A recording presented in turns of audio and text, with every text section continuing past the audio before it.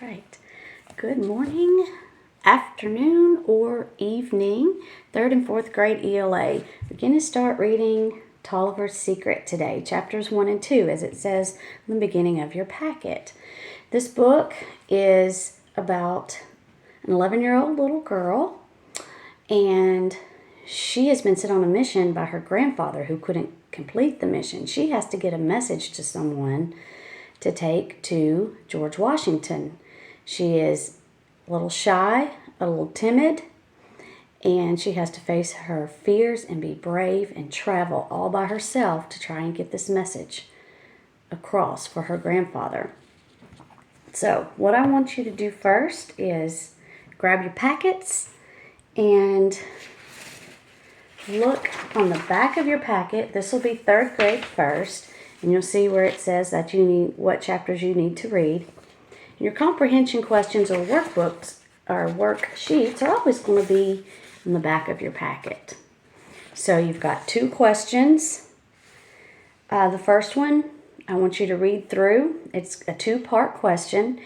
And also number 2. The first question is, what surprising thing does Ellen's grandfather do with his snuff box? What is his reaction when he realizes that Ellen was watching him? It's a 2-part question, so we need 2 sentences. At least 5 words apiece. I don't want to see anything less because we need to learn how to write good sentences, expressive sentences. So, you're going to start with capital letter and with punctuation. It's a 2-part question. You want 2 sentences. The second, number 2, says, what happened to grandfather when Ellen is at the pump? Again, that's 1 question, so we only need 1 sentence. Unless you want to write more than 1 sentence, if you want to write a whole paragraph, completely up to you. But if you're doing just 1 sentence for that, please, at least 5 words. And always remember, every sentence starts with capital letter and ends with punctuation. So always get these packets out and read the last page and read through what you need to do and what you need to know while you're reading. And 4th grade, y'all's looks a little bit different. You got a little bit more to do. You're going to describe each character, just a few words. Describe mother, grandfather, and Ellen. I want you to describe what you think their personality is. Maybe what they look like, maybe what they wore. Explain to me, for Ellen, you can say, I'm going to give you a hint. You can say she was shy, she was timid. You'll find out later she doesn't like to have any type of confrontation, just things like that. The second one is they want to know what point of view this story is written in. So, on the back of this sheet, you will see it says,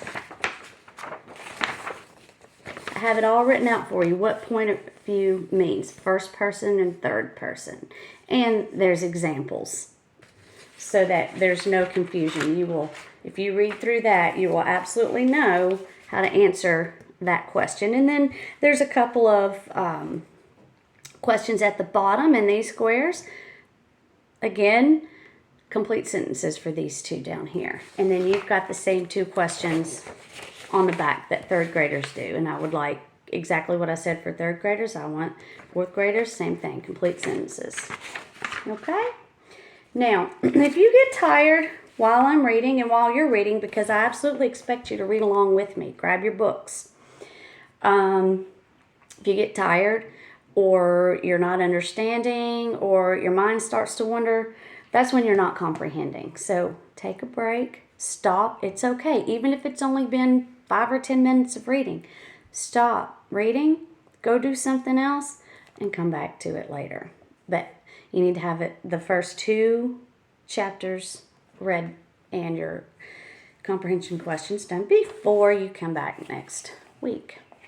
So, Toliver's Secret. If you want to open your books and find in my book, if your book looks like this, so I know sometimes books have different covers. We're going to start chapter 1 on page 3. Okay, let's begin.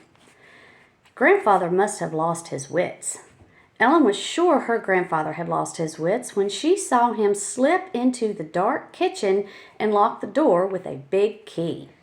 Without giving his unusual cheery greeting, he tiptoed to the window and pinned the heavy curtains together with a knitting needle. "Don't want anyone peeping in this morning," he said to Ellen's mother, who was making bread on a table by the fireplace. Lights from a small fire on the hearth darted about the big old kitchen. From the dark corner where she sat brushing her hair, Ellen could see light glimmering on a tiny silver box that he carried in his hand. "Is the loaf ready now?" Grandfather whispered to Mother. Mother's white cap fluttered up and down, but she did not speak. Very carefully, she patted and shaped a small round loaf of bread. "Well then, let's go ahead," Grandfather said as he gingerly placed the silver box on top of the lump of dough. Ellen stared at the little box. It was his favorite silver snuff box. She was too surprised to speak when she saw him press the snuff box into the dough, smooth over the hole that he had made, and dust off his hands. His round face had a wide, impish smile. "No one will find it there," he said gleefully. He stepped back and cocked his head to one side. "Bake it crisp and brown, Abby, with a good strong crust. It has a long way to travel." "You're quite sure no one will find it, Father?" Mother sounded frightened.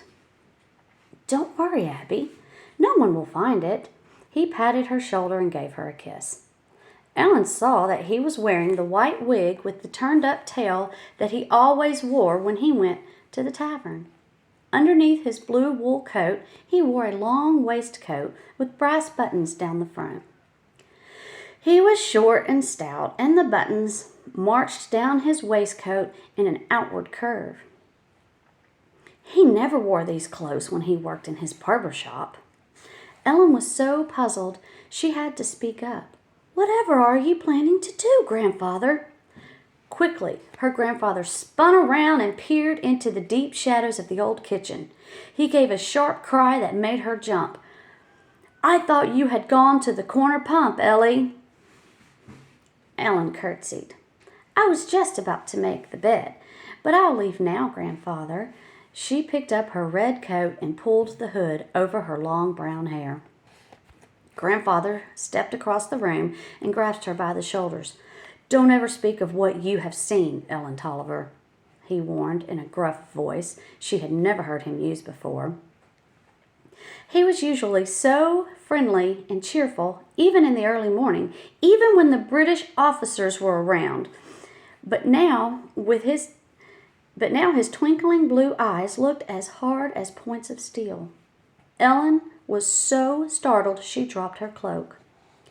"But I was just wondering—" "Stop. You are no longer a babbling child," he said sharply. "About this you must never talk. Do you hear, Ellen Toliver?" Ellen nodded. Grandfather wasn't acting like himself at all. Suddenly, with his usual cheerful smile, he bent down and hugged her to his side. From under his wig, she could see some of his sandy red hair peep out around his forehead. "I must have alarmed you, Ellie, and I am sorry," he said as he kissed her cheek.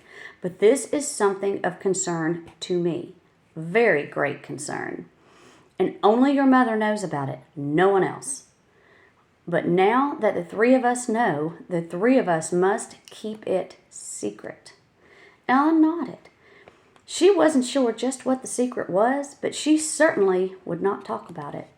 "Shh!" Her mother took off her white cape and pushed back a curl, her white cap, and pushed back a curl that fell across her forehead, leaving a smudge of flour on her brown hair. She cocked her head and listened for a noise upstairs. "Shh! No telling who might be awake up there." In the bedrooms upstairs lived 6 British officers who had moved into Grandfather's house when the Redcoats took New York 3 months ago. Ellen disliked those officers, always sniffing snuff up their proud noses and sneezing daintily into white handkerchiefs when they weren't striding about giving orders. She hated the way they ordered Mother to bring tea and biscuits to them every morning. But still, they were the masters of the house now. Ellen and her mother curtsied whenever they saw them and stepped out of their way politely. Just pay those redcoats no mind, her grandfather had told them. Sometimes in the evenings he would mimic them. He'd take a pinch of snuff from his snuff box, and with his little finger crooked, he'd put it on the back of his hand and sniff. And then he'd sneeze and sneeze. He'd put his nose in the air very haughtily and dance around the room, flipping with the tails of his coat up.